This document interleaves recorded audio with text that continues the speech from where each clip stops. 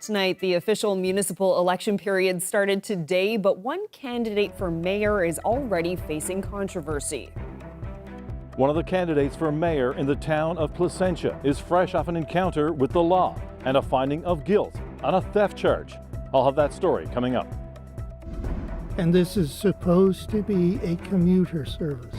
The Portugal Cove Bell Island ferry route has caused problems for commuters, but now the progressive conservatives are making their pitch at a long-term solution. I'll have that story coming up. This is CBC Here and Now.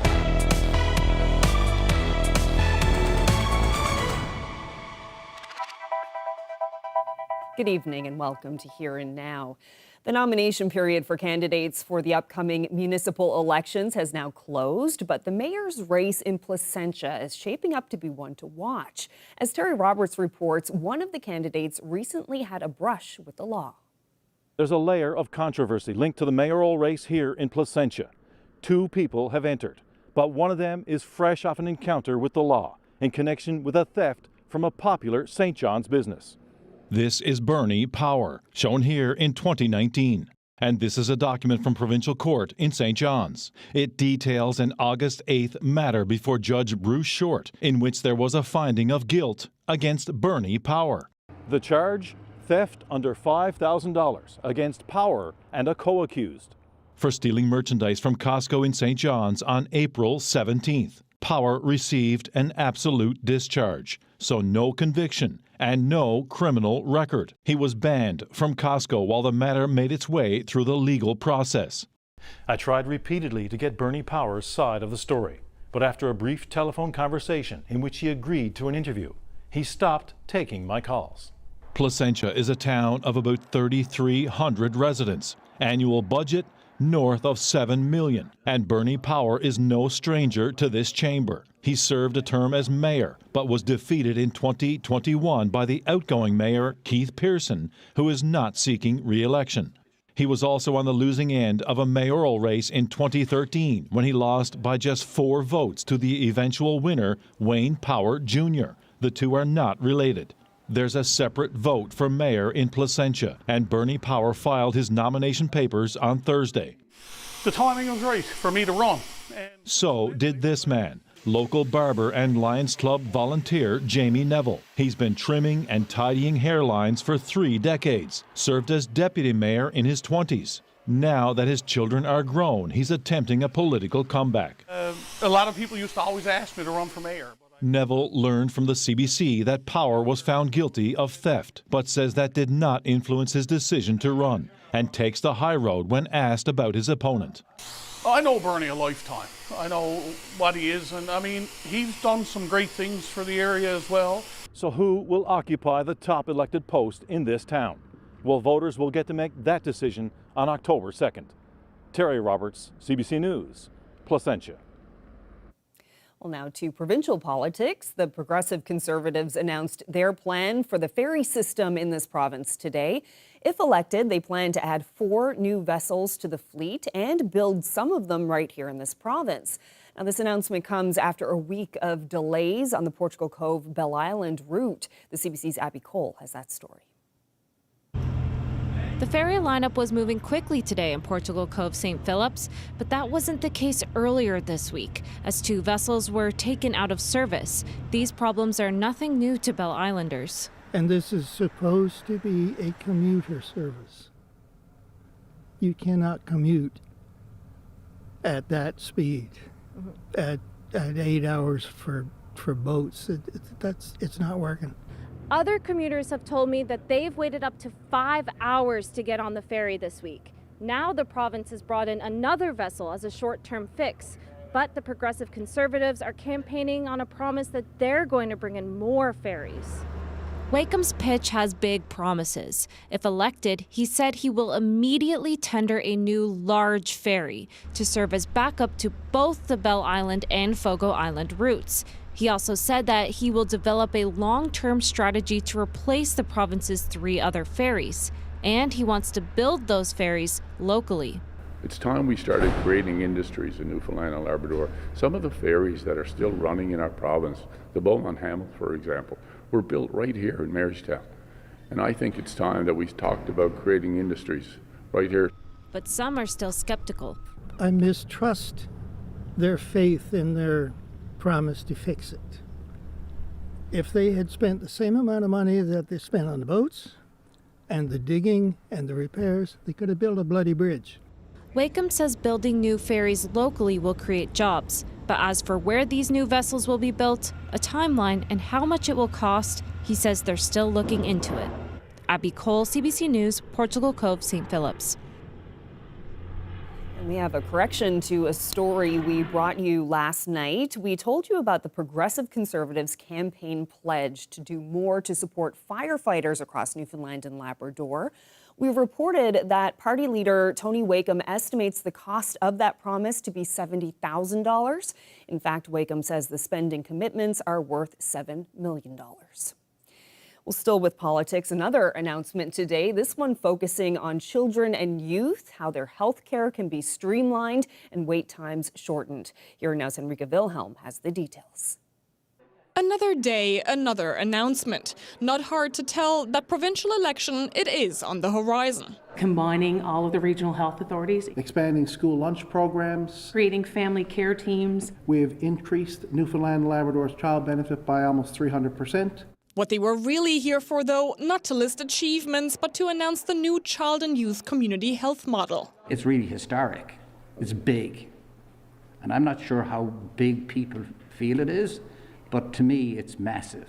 On the agenda, better healthcare access. The model includes an improved navigation system for caregivers who will be guided to the right services, whether it's healthcare, education, or community programming. It all happens with the help of 211, accessible by phone, text, and online. Far too often, it's difficult for people to access healthcare services for children.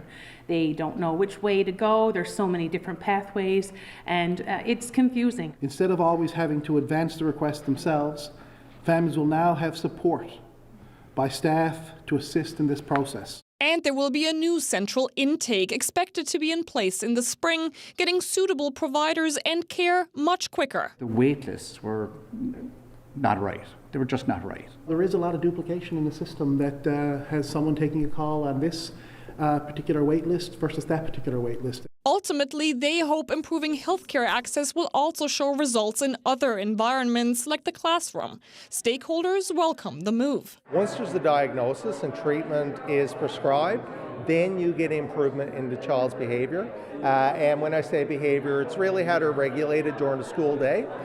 So once again, you know, the fact that they're looking at speeding up this process for our children and our youth certainly has a positive effect on the teachers in the classroom. But Lamb says the devil will be in the details and in how this model is implemented.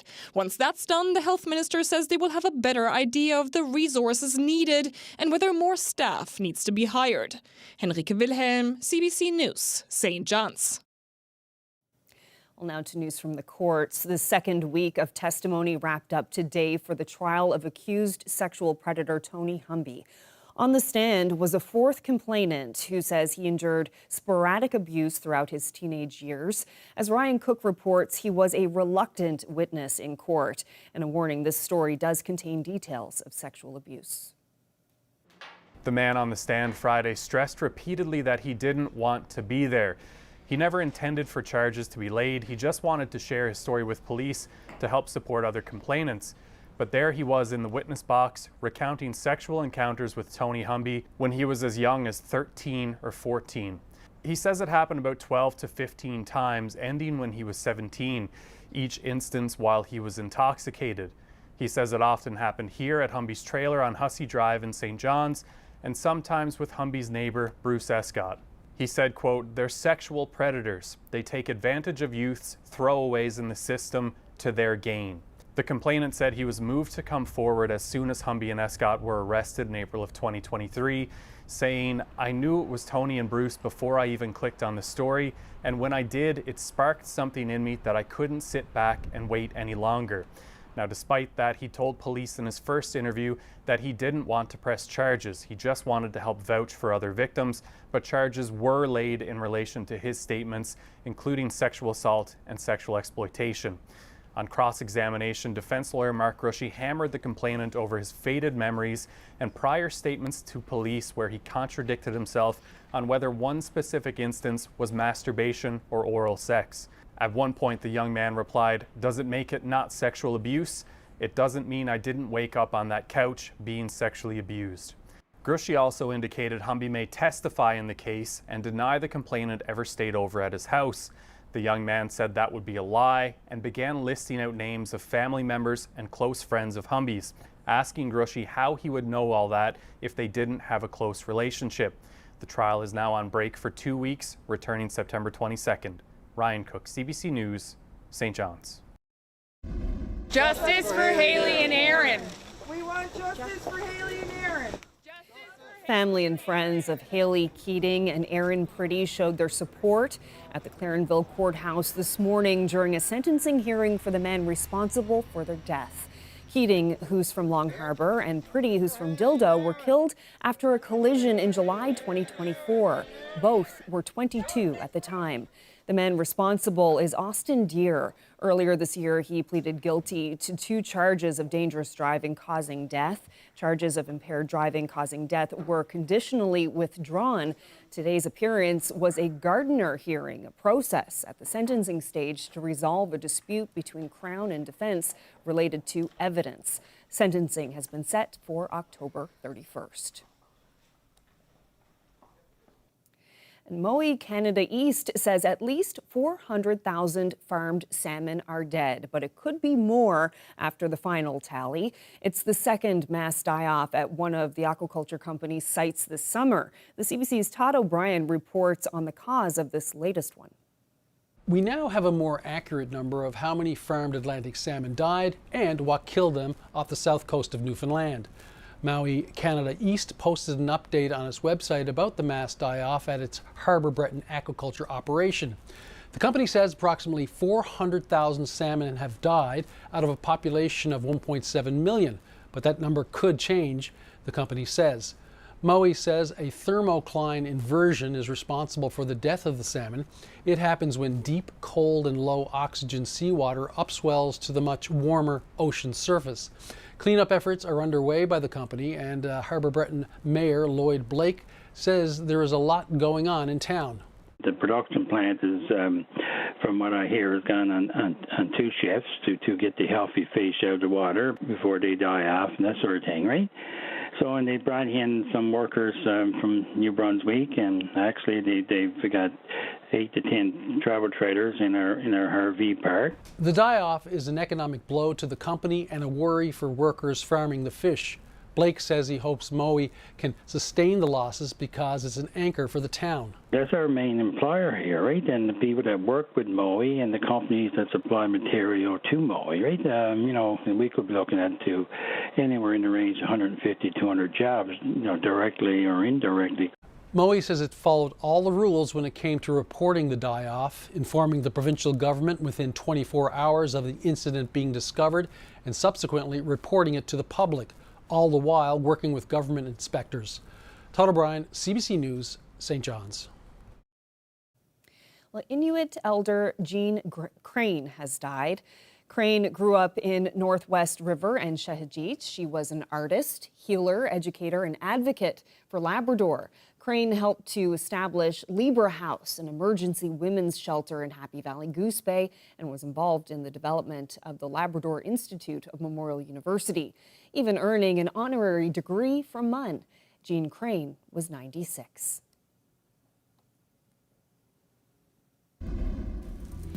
Well, the temperatures today a little bit all over the place. Some areas seeing significantly warmer temperatures than yesterday, and other areas seeing significantly colder, especially as those winds shifted this afternoon. We saw that temperature drop in St. John's plummet, really. Your daytime highs at about 18 degrees this afternoon, but temperatures through central west coast much warmer, 27 degrees today in Deer Lake. And we do have this mild air continuing for the most part across the island portion of the province anyway, but we do have the risk of some thunderstorms for Labrador tonight through the day, at least the first part of the day tomorrow, and then a muggy weekend on tap. Some cooler temperatures will move in next week. I'll break it all down for you coming up a little later.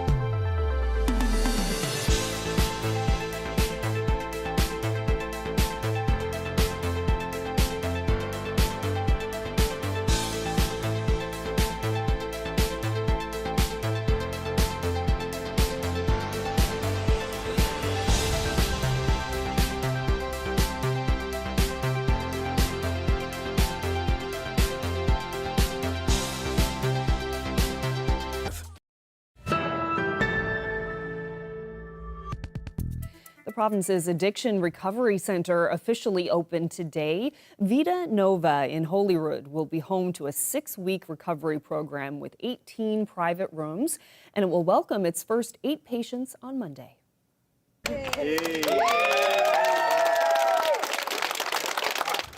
When we first dreamed of Vida Nova Centre, it was out of a simple but powerful belief that every person deserves the opportunity to heal, to rebuild, and to reclaim their life. Addiction, as we know, can take so much. It steals moments, relationships, dreams, and dignity. But today, this place stands as a sanctuary, a place where healing begins and where hope takes root. Here within these walls behind us, and along with these beautiful shores you see on this peninsula, people will find the support, compassion, evidence-based care, and a chance to recover the best part of themselves. When we did this building and when we got this building, we said, this is a phenomenal property, this is majestic. It's going to be, this is world class right now. That doesn't mean a row of beans if you don't have the right staff. The staff is everything. Well, I will tell you, we have the right staff. This is so incredible a battle that we're fighting. And every family out there, I don't care who you are, you cannot tell me that you don't know somebody in your family or your friend or your next door neighbor that isn't dealing with this. You know, in my life, if I had a situation like this where I could have avail of it, my life, I probably wouldn't have a job here because I wouldn't have the lived experience. I probably would have successfully navigated my life properly and had the steps. But, you know, I am here and now I can appreciate it and I value it. And I hope that everybody who sees this story values it as well because it's different, it's unique, it's brand new, it's fresh. You're going to be able to come sight unseen where you are, go through detox, go through your treatment, and then you're stuck with me after that for your ongoing addictions care. And people are dying. I was in the Emerge two days ago and someone died of their addiction. And this is a part of stopping that. A $1.6 million grant will fund researchers at Memorial University who are teaming up with the group Choices for Youth. They'll look at ways to improve the lives of young people facing complex challenges. This morning, the project lead and head of Choices for Youth spoke with the St. John's Morning Show. The intention of the project is to provide the research as they expand their hubs across Newfoundland and Labrador, doing real-time research, and we'll begin with their Carter's Hill place, which is their flagship hub. We're now in a position where we're able to grow this model of integrated youth services hubs from one site in St. John's to multiple sites in partnership with other community agencies across Newfoundland and Labrador. And the reason that we started with this model goes back about 10 years ago, when we noticed that at that time, 20% of the youth who were accessing our services had just arrived in St. John's, mostly from other parts of the province. And we actually undertook a research study at that time to try to understand why were they coming to St. John's. And overwhelmingly, we found that young people didn't want to come into the city. They felt that they had no choice but to come into the city. Really? And overwhelmingly, that was because they needed, it could be mental health services, could be affordable or emergency housing, could be different family-based supports, could be employment services. But ultimately, something happened in their life where they felt that they were forced to move into the city. Of course, the challenge is that when young people arrive in St. John's, they oftentimes don't have family, they don't have friends, they don't know where to go, they don't know where the supports are, and it often does lead to poorer outcomes than if they were staying closer to home. So our goal is really around how do we tackle that statistic of 20%, and I'm very sad to say that it's actually gone up since. So our latest stat is that about a third of the youth who are accessing our services have just arrived in the city. The obvious hope is that, in doing the research to support the growth of these hubs across the province, that we'll hear from the youth and from the stakeholders about what are the actual gaps and what are the things that they need. In hearing that, it will allow Choices to use their expertise, obviously, to establish those types of services to fill those gaps.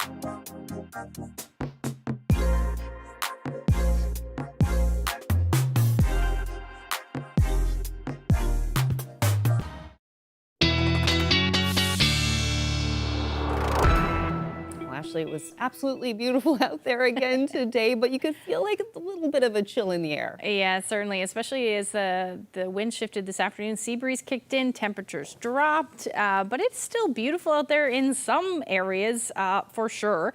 We've got this warm front, so the areas south of that are actually seeing those milder temperatures, and then we've got a cold front that's going to move through for Labrador, and that will drop the temperatures. Overall, daytime highs were in the upper teens, mid to upper teens if you were in onshore flow today, and then temperatures through central west coast, 27 degrees in Deer Lake today, absolutely beautiful.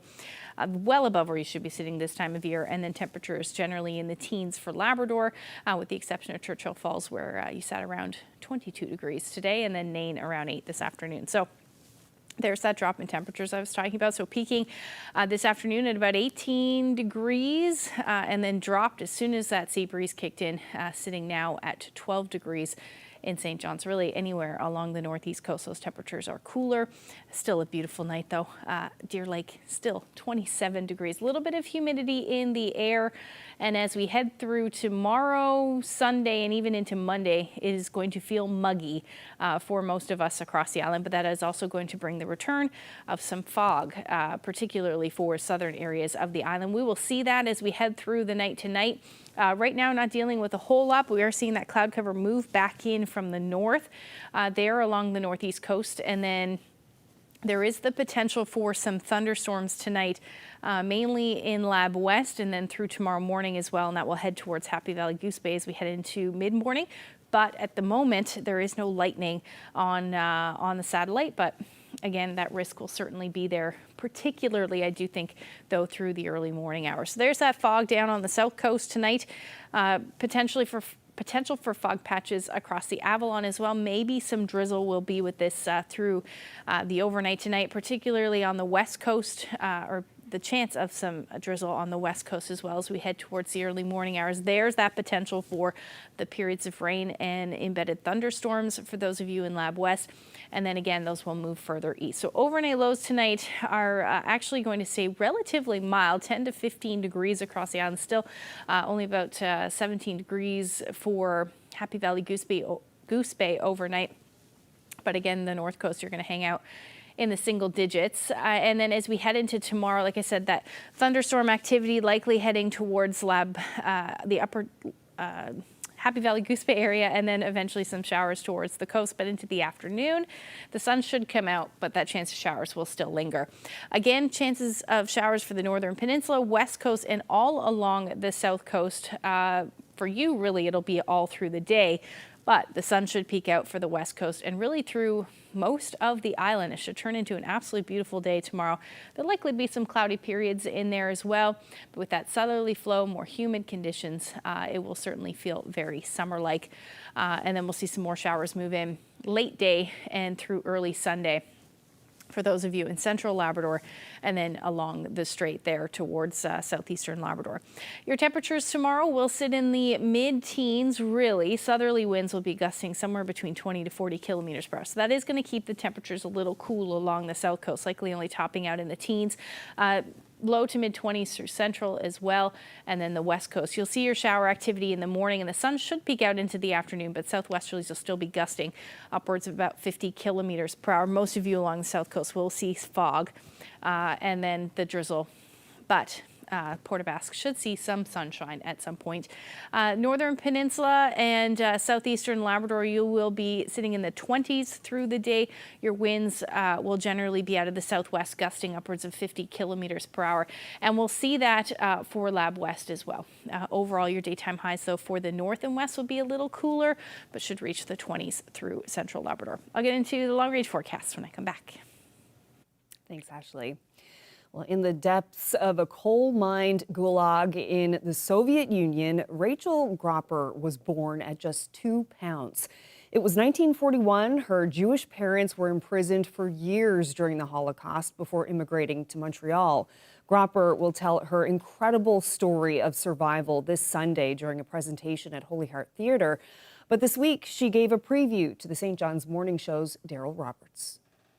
My mother and father met in Warsaw. They went to school there. They worked there. And their life was middle class, pretty ordinary in terms of school and friends and family and activities until 1939. The 37, 38, and 39 were the years where they knew horrors were happening, but as in all world situations, you know about it, you hear about it. There were no computers then, so it was radio or newspaper or word of mouth. And they were afraid that something might happen, but when it actually did, they had to make a very strategic and horrible choice, which way to run and how to find each other. And they did manage to gather when the bombing of Warsaw happened, and they made a critical decision to go east, not west, having heard stories about what was going on with Nazi Germany at the time. And they headed east towards the border of Russia, thinking that they would be safe there. They could find somewhere to hide, somewhere to survive. And what happened was they were captured on the border of Russia and imprisoned and forced into labor camps. They worked in coal mines as prisoner of war. We know it in our literature as the Gulag. They worked at gunpoint. There was no differentiation between any of the workers, whether male or female. The only person that was spared was my grandmother, who was with us. And during that time, my mother discovered that she was pregnant. And a child, when I speak to classes that are younger, I always tell them that they have a math problem they have to solve. I tell them when the baby was born, and then I ask them at the end of the talk to tell me how old that baby would be if they knew who it was. And of course, I'm talking about myself. So in the middle of coal mine, below ground, my mother went into labor.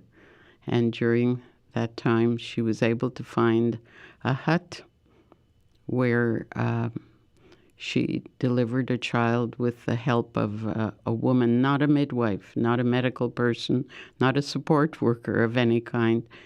And the baby was very malnourished, as she was, and weighed about 2 pounds in our language. And she was told that the baby would not survive, to leave her, it was a girl, to leave her because she would arrange to bury the child. And if you know my mother, or if you hear me describe her, this was never going to happen. And so she picked me up and took me back to the mine, and that was the day I was born. And I'm here to prove that she was right and that I survived. The story I tell everyone is what happened to the rest of our family, how we were shipped and lived there. Many of these stories are happening now in the issues in Ukraine. The prisoners are being captured as they get close to the border. Babies have been, well, I think somewhere around 20,000 if I've read the material correctly. So not much has changed in the human species in all that time.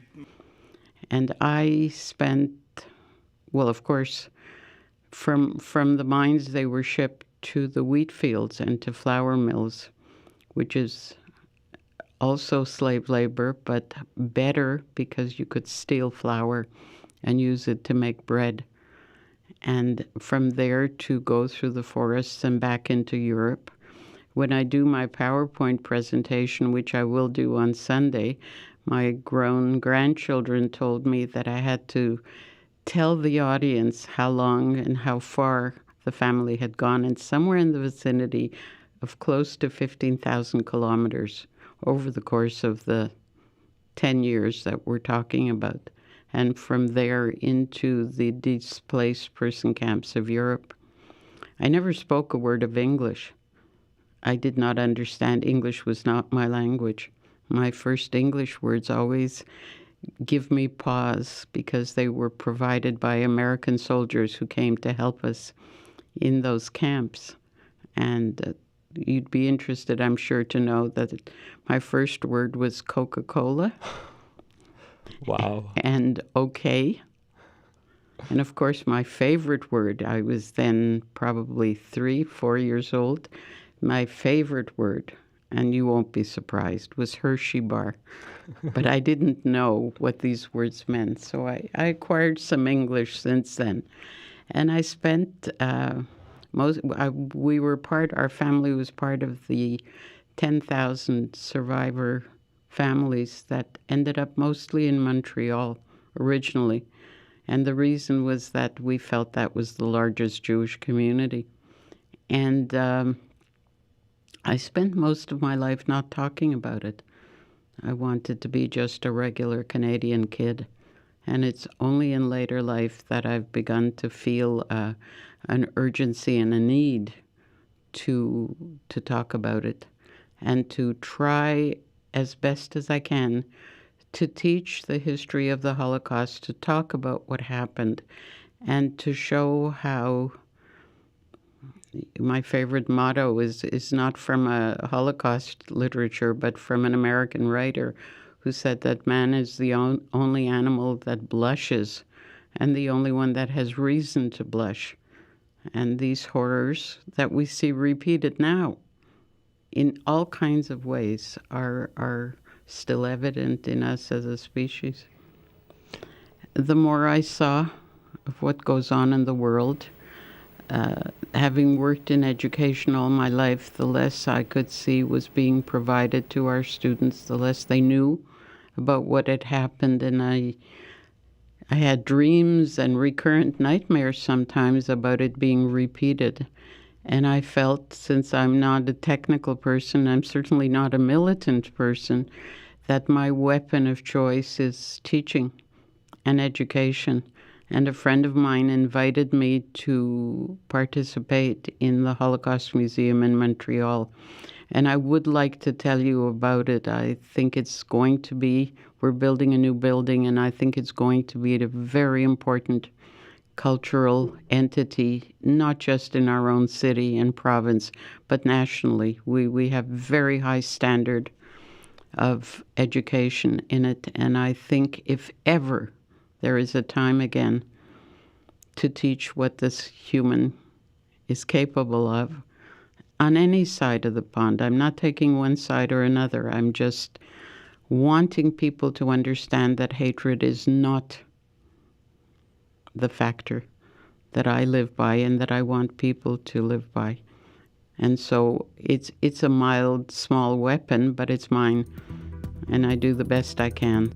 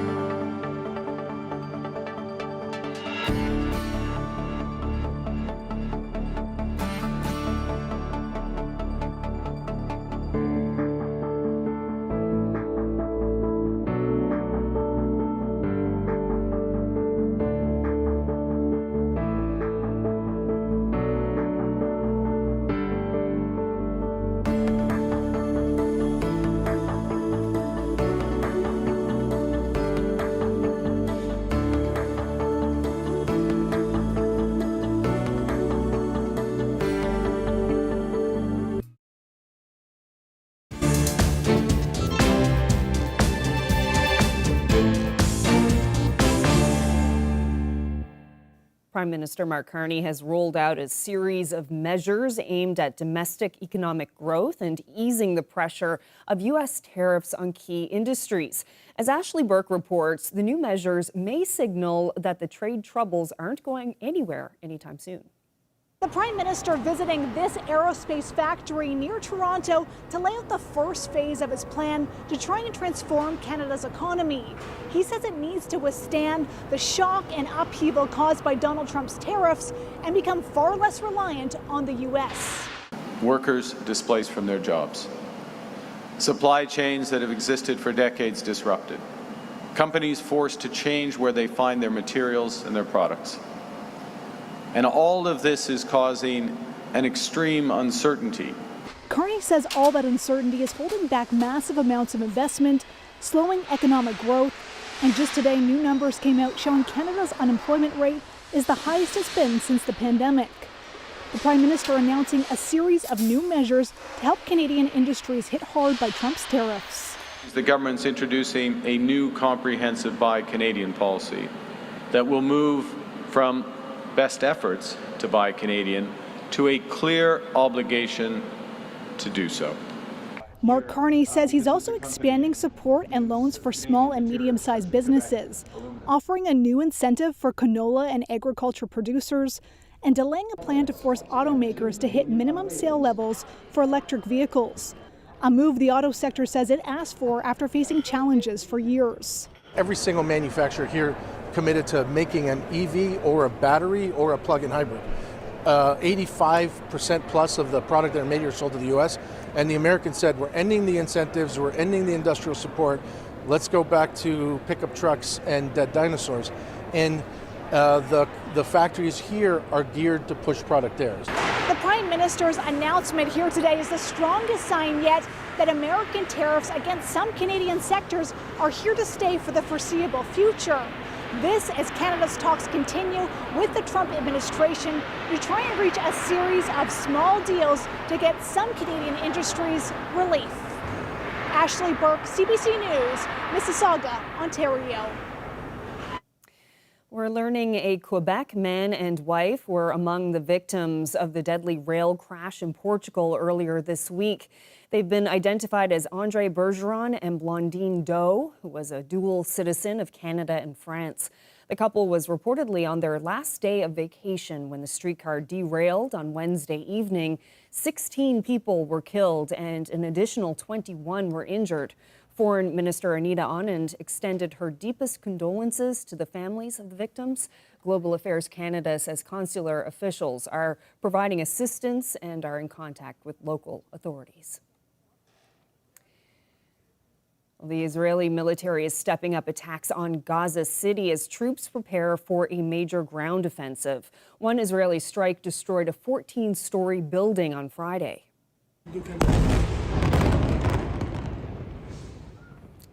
Israeli officials say Hamas militants were using the building as a base of operations, a place to plan attacks and provide escape routes for other militants. The officials also say they issued an evacuation notice to building residents before the strike. Also on Friday, Hamas published a video showing 2 hostages in a car. That came as Israelis attended demonstrations demanding a deal to secure the release of the remaining hostages. They were abducted when Hamas militants attacked Israel 700 days ago, killing more than 1,000 people and taking hundreds of others captive.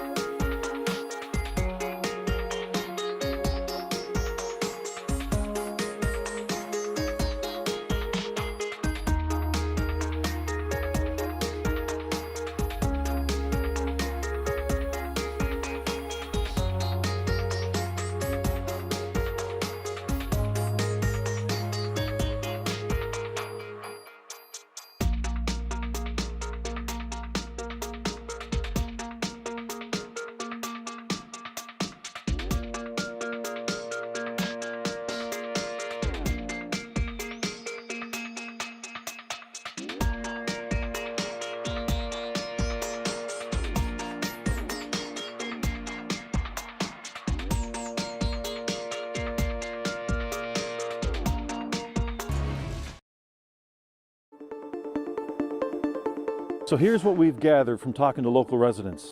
I spoke with a renter who's facing eviction this fall. It is not for the weak of stomachs. What does it mean for you to be able to give that advice and to know that you've helped? Don't look down. If this is something that you didn't know about, let me tell you. Heather Gillis, CBC News, Happy Valley Goose Bay. St. John's.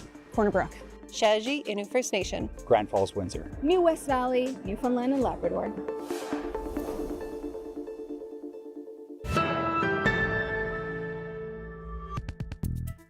Well, it's Friday, so let's find out who's celebrating. Congratulations to Lloyd and Vera Bennett of Corner Brook, now living in Clarenville. They're celebrating 60 years together. Wishing Joyce and Cliff Vaders of Corner Brook a happy 53rd anniversary on Monday.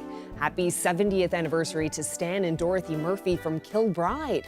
Anniversary greetings going out to Edgar and Julie Higdon of New Harbour. Congratulations to Eben and Mildred Butt of Victoria, who are marking 60 years of marriage. Best wishes to Leo and Marion Bonnell from Clarenville on their 60th wedding anniversary. Happy anniversary to Joyce and Winston Moland of Musgrave Harbour. They've been married for 58 years. Happy 62nd anniversary to Wesley and Ann Shepherd from Corner Brook. Wishing Laura and Frank Blondell of Gander a happy 64th anniversary. Happy 62nd anniversary to Melvin and Audrey Kendall of Morrisville, now in Gander. Fred and Elsie Pierce of Twillingate are celebrating 65 years of marriage. Happy 53rd anniversary to Edward and Rosalind McGraw of Torbay. Best wishes to Fred and Elsie Noble of Dover. It's their 69th anniversary. Happy anniversary to Art and Elsie Howell. They're celebrating 59 years of marriage. Congratulations to Clyde and Kay Wiseman of Bloomfield. They've been married for 58 years. Happy anniversary to John and Thelma Brake, who are marking 62 years of marriage. Clarence and Geraldine Butler of CBS have been married for 72 years. Happy anniversary. Happy 65th anniversary to Stan and Doris Butler of Kelligrews. Wishing Ed and Chat Mullins of Happy Valley Goose Bay a happy 55th anniversary. John and Daphne Roberts are also in Happy Valley Goose Bay, and they're celebrating their 59th anniversary this week. Kevin and Mary Walsh of St. John's will be celebrating their 61st wedding anniversary on Sunday. Happy 50th anniversary to Dennis and Diane Ralph of Seal Cove. Now to some birthdays. Happy 91st birthday to Irene Watkins, who's living in Springdale. Best wishes to Effie Taylor Perry of Harbor Grace. Her 90th birthday is Sunday. Happy 94th birthday to Frank Pike of Carbonear. Wishing Mona Bursey of Greenwood a very happy 90th birthday. Happy birthday to Florence Long of St. Teresa's. Her 94th birthday is Sunday. Grace Norman turns 94 this Sunday in Grand Falls, Windsor. Happy birthday to Edith Head, who turns 101 tomorrow in Grand Falls, Windsor. We're told that she still enjoys Scrabble and always wins. Ted Ryan of Monroe is celebrating his 91st birthday this week. Happy birthday to twins Fred and Ansel Moss of Sandy Cove. They both turned 92 on Wednesday. Happy birthday to Isabel Pickett of Heatherton, who's turning 90. Happy 94th birthday to Janie Weir of Bay Bulls. Birthday greetings going out to Irene Chalk, who's celebrating her 98th birthday in Stephenville. Wishing Maisie Fudge a happy 90th birthday. She's in Brown's Arm. Violet Taylor is turning 100. She lives in Port aux Basques. Love and best wishes from her 7 daughters and all her family and friends. 90th birthday greetings going out to Major Rachel Brace of Conception Bay South. And best wishes to Morris Blake of Northwest River, Labrador, who's celebrating his 94th birthday.